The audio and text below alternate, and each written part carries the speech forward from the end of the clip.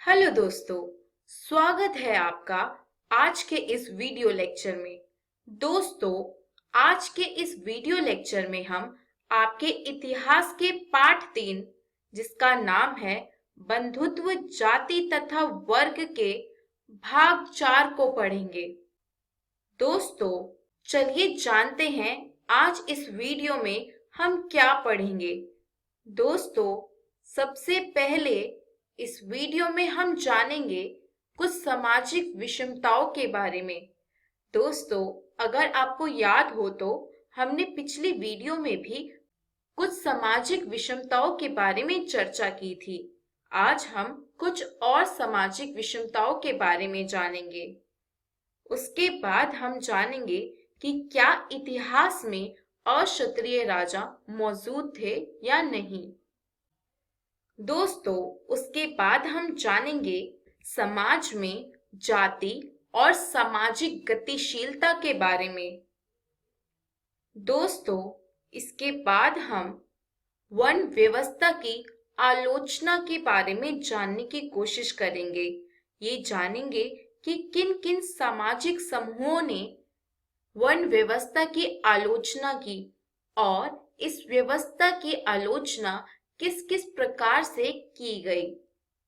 दोस्तों, इस वीडियो के अंत में हम जानेंगे कि इतिहासकारों ने साहित्यिक ग्रंथों का इस्तेमाल इतिहास की जानकारी बटोरने के लिए किस प्रकार किया, और हम ये भी जानेंगे कि इन साहित्यिक ग्रंथों के द्वारा वे इतिहास के किन किन पहलुओं को जानने का प्रयत्न करते हैं। तो चलिए दोस्तों, शुरुआत करते हैं अपने आज के इस वीडियो लेक्चर की।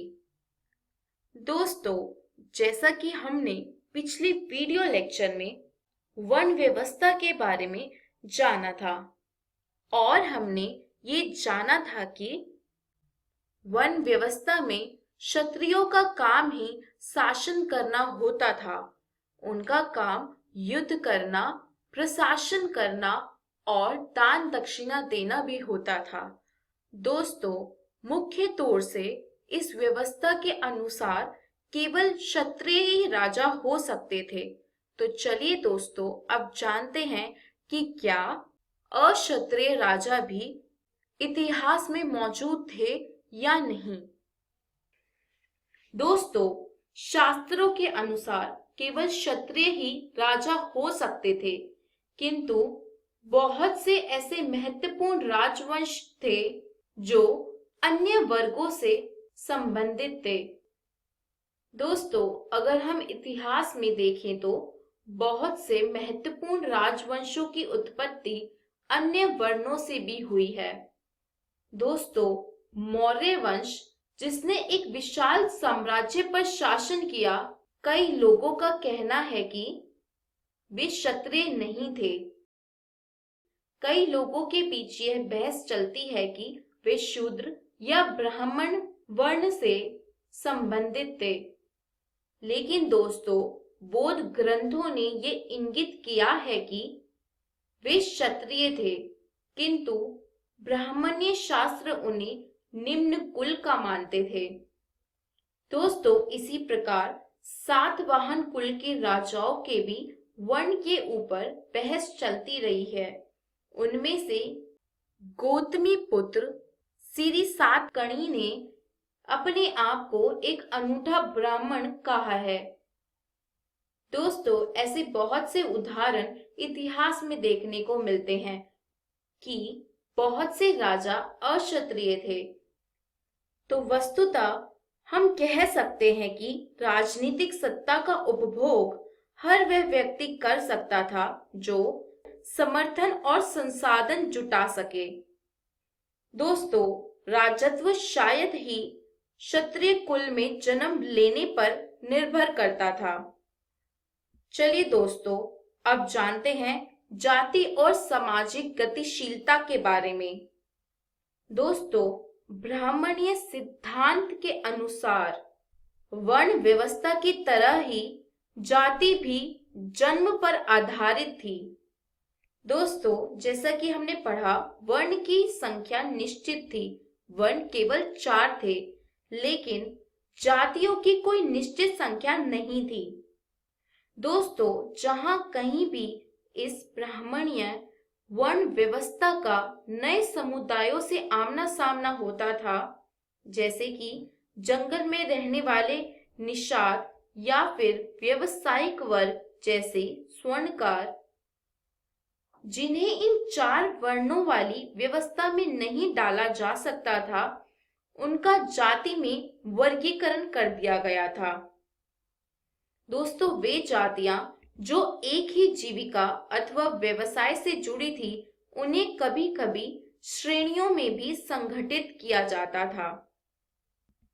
चलिए दोस्तों, एक बार फिर संसाधन और प्रतिष्ठा विषय पर दृष्टि डालते हैं। दोस्तों, जैसा कि हमने अभी जाना कि संपत्ति पर स्त्री और पुरुषों के विभिन्न अधिकार थे। दोस्तों, मनुस्मृति के अनुसार पैतृक जायदाद यानी कि पिता की जायदाद पर माता पिता की मृत्यु के बाद बेटे का अधिकार होता था। इस जायदाद को पुत्रों में समान रूप से बांट दिया जाता था, लेकिन ज्येष्ठ पुत्र यानी कि सबसे बड़े पुत्र को इस जायदाद का विशेष भाग दिया जाता था। दोस्तों, स्त्रियां इस पैतृक संसाधन में हिस्सेदारी की मांग नहीं कर सकती थी, यानी कि महिलाओं का इस पैतृक जायदाद पर कोई हिस्सा नहीं होता था। लेकिन दोस्तों, विवाह के समय मिले उपहारों पर स्त्रियों का स्वामित्व माना जाता था। इसे स्त्रीधन कहा जाता था। स्त्रीधन का अर्थ है स्त्री का धन, यानी कि विवाह के समय मिले उपहार व धन। दोस्तों, इस संपत्ति को उनकी संतान विरासत के रूप में प्राप्त कर सकती थी और इस स्त्री धन पर उनके पति का कोई अधिकार नहीं होता था। दोस्तों, सामान्य तौर पर भूमि, पशु और धन पर पुरुषों का ही नियंत्रण होता था।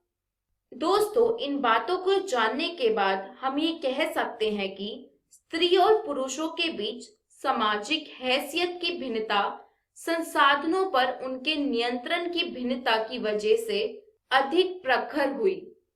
दोस्तों, अभी तक तो हमने वर्ण व्यवस्था की बात की थी। अब चलिए आगे बढ़ते हुए जानते हैं इन 4 वर्णों के परे कौन कौन सी अधीनता और संघर्ष थे। दोस्तों, ब्राह्मण कुछ लोगों को वर्ण व्यवस्था वाली सामाजिक प्रणाली से बाहर मानते थे। दोस्तों, ब्राह्मण अपने आप को पुनीत और पवित्र मानते थे और उसी के साथ समाज के कुछ वर्गों को वो अस्पृश्य मानते थे, जैसे कि चांडालों को। चलिए दोस्तों, अब जानते हैं चांडाल कौन होते हैं। दोस्तों, चंडालों को गांवों के बाहर रहना होता था। वे फेंके हुए बर्तनों का इस्तेमाल करते थे, मरे हुए लोगों के वस्त्र तथा लोहे के आभूषण पहनते थे। दोस्तों, चांडाल रात्रि में गांव और नगरों में चल फिर नहीं सकते थे। दोस्तों, चांडालों का काम खास तौर पर अनुष्ठानों के संपादन से जुड़े होते थे। दोस्तों, इन्हें दूषित माना जाता था। दोस्तों, इसी के साथ जो लोग शवों की अंत्येष्टि और मृत पशुओं की अंत्येष्टि करते थे, उन लोगों को चंडाल कहा जाता था। चलिए दोस्तों, अब आगे बढ़ते हैं और वर्ण व्यवस्था की आलोचनाओं के बारे में जानते हैं। दोस्तों, वर्ण व्यवस्था की आलोचना सबसे पहले बौद्ध धर्म में की गई थी। दोस्तों, बौद्ध धर्म का कहना था कि समाज में विषमताएं मौजूद हैं, लेकिन ये विषमताएं या ये भेद ना तो नैसर्गिक थे और ना ही स्थायी। दोस्तों, बौद्ध धर्म के लोगों ने जन्म के आधार पर सामाजिक प्रतिष्ठा को अस्वीकार किया। चलिए दोस्तों, अब जानते हैं इतिहासकार साहित्यिक स्रोतों का इस्तेमाल किस प्रकार करते हैं। दोस्तों, यदि आपने गौर दिया हो तो आप पाएंगे कि इतिहासकार ग्रंथ का विश्लेषण करते समय अनेक पहलुओं पर विचार करते हैं, जैसे कि भाषा। दोस्तों, इतिहासकार ये देखते हैं कि ग्रंथ कौन सी भाषा में लिखा गया है, जैसे कि पाली, प्राकृत और तमिल, जो आम लोगों द्वारा बोली जाती थी, या फिर ग्रंथ संस्कृत में लिखा गया है, क्योंकि संस्कृत भाषा विशिष्ट रूप से पुरोहितों और खास वर्ग के द्वारा प्रयोग में लाई जाती थी। दोस्तों, इसी के साथ इतिहासकार ग्रंथ के प्रकार पर भी ध्यान देते हैं। दोस्तों, वह ये देखते हैं कि ग्रंथ मंत्र थे या फिर कथाएं। दोस्तों, इसके अलावा इतिहासकार लेखक या लेखकों के बारे में भी जानने का प्रयास करते हैं, जैसे कि कोई भी ग्रंथ किसके दृष्टिकोण और विचारों से लिखा गया है, या किसी ग्रंथ को किसके विचारों या दृष्टिकोण के द्वारा रूप दिया गया है।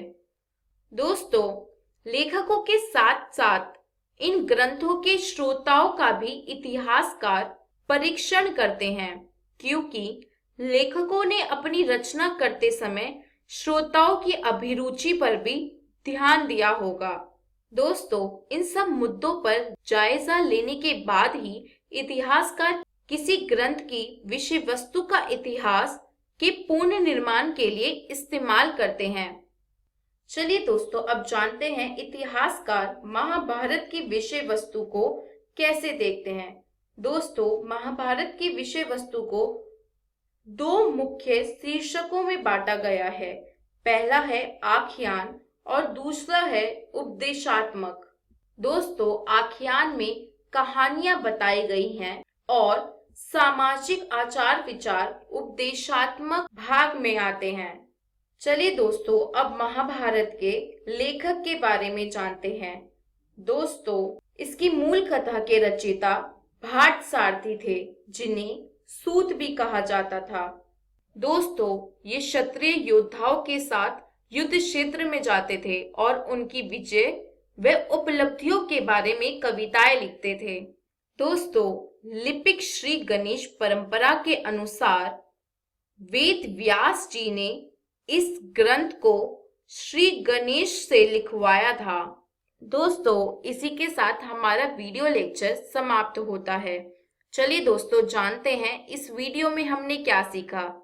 दोस्तों, इस वीडियो में हमने सबसे पहले समाज में फैली कुछ सामाजिक विषमताओं के बारे में जाना, जिसके बारे में हमने पिछली वीडियो में भी चर्चा की थी। उसके बाद हमने ये जानने का प्रयत्न किया कि क्या इतिहास में अक्षत्रिय राजा मौजूद थे या नहीं, और उसके बाद हमने समाज में जाति और सामाजिक गतिशीलता के बारे में जाना। दोस्तों, इसके बाद हमने वर्ण व्यवस्था की आलोचनाओं के बारे में जाना। हमने जाना कि बौद्ध धर्म ने इस व्यवस्था की सबसे पहले आलोचना की थी। हमने ये बात भी जानी कि क्योंकि ब्राह्मण इस व्यवस्था में सबसे ऊपर थे, इसलिए ब्राह्मणों के द्वारा इस व्यवस्था की आलोचना नहीं की जाती थी, लेकिन शूद्रों के द्वारा इस व्यवस्था की आलोचना बहुत ज्यादा की गई। दोस्तों, अंत में हमने जाना कि इतिहासकार साहित्यिक ग्रंथों का इस्तेमाल किस प्रकार करते हैं।